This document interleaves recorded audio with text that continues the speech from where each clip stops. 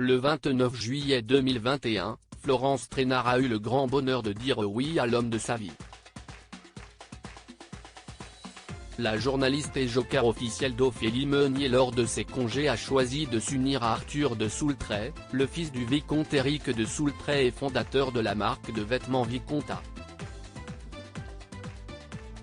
Le couple avait fait les choses en grand lors de la cérémonie en l'organisant par exemple dans un château de Coudenas. Un mariage en grande pompe qui n'a pas de quoi étonner lorsqu'on connaît la réputation d'Arthur, le roi de la fête parisienne. Avant de se ranger auprès de Florence Trainard, il a d'ailleurs lancé des soirées mémorables auxquelles était invité le gratin de la jet set. À cette époque, Arthur de Soultray fréquentait particulièrement Pippa Middleton, la petite sœur de Kate. En 2012, leur amitié avait même fait les gros titres de la presse anglaise. Et pas de manière positive. En effet, cette année-là, l'aristocrate a fêté ses 30 ans dans l'ancien théâtre de Saint-Germain-des-Prés à Paris transformé en boîte de nuit.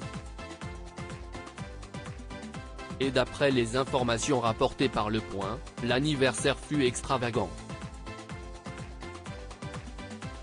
Pas moins de 300 invités avaient fait le déplacement et avaient accepté de se déguiser selon le thème du XVIIIe siècle. Pippa Middleton s'était amusée à jouer le jeu.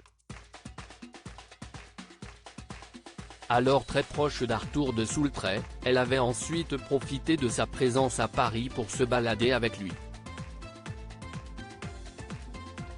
La jolie Anglaise aujourd'hui maman de 3 enfants était malheureusement constamment poursuivie par les photographes. Et, pendant une virée en voiture, l'un de ses amis communs avec le mari de Florence Trainard avait pointé un pistolet en direction des photographes, photo ici.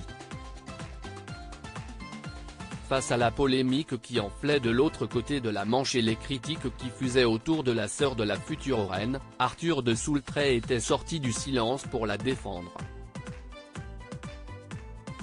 Nous étions suivis par des paparazzis. Pendant tout son séjour à Paris, Pippa Middleton a été victime d'un harcèlement constant et dangereux. La voiture était conduite par un ami. Pour rire, il a brandi un pistolet factice en direction des paparazzis. Elle lui a dit d'arrêter immédiatement. Elle n'a pas trouvé cela drôle. Je regrette énormément cet incident et surtout que Pippa ait été au centre de l'attention alors qu'elle n'était pour rien dans cet incident. Je lui ai présenté des excuses pour cela, avait-il expliqué.